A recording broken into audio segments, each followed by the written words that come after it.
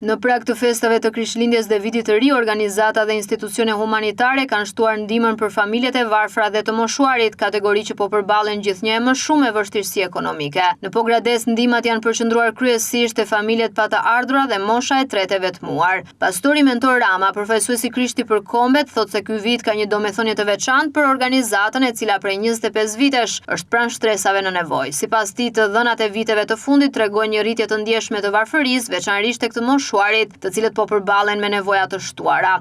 Rama thotë se përmes një bashkëpunimi shumë të mirë me Bashkinë Pogradec kanë arritur të identifikojnë dhe të ndihmojnë mira familje me probleme sociale dhe të moshuar.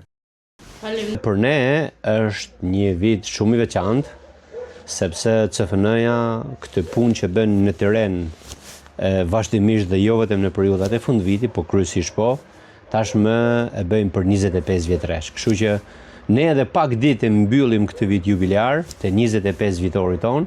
Varfëria në këto kohë të fundit është shtuar më shumë, të paktën në evidencat tona që i kemi patur, dhe kryesisht nevoja më e madhe në rast se dikur para shumë viteve ka qenë fëmijët, gjë që janë e tashme dhe ardhme. Në fakt ne po përballemi me nevojë që është shumë akute, që është mosha e tretë.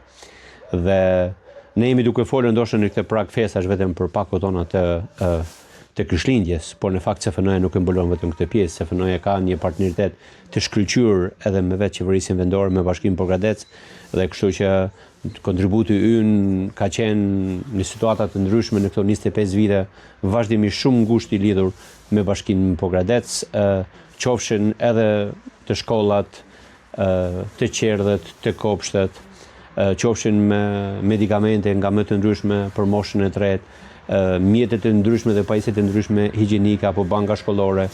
Kështu që por dhjetori është kryesisht përcjell pak gëzim me këto pakot e Krishtlindjes. Mes përfituesve në këtë periudhë është edhe një grua e divorcuar, nëna një vajze 10 vjeçare. Ato çdo ditë përpiqen të mbijetojnë me shumë pak të ardhura, ndërsa vajza ndërron të bëhet mjeke. Po jetojmë me ndihmën ekonomike. Me 58.000 lekë. Të vjetra pse? Të vjetra. Edhe me ato 58.000 lekë keni me ushqim, me ushqim, me drita të vesh. Edhe ato që i jepi jati vajzës. I mbledhim që pagojmë ujin dritën.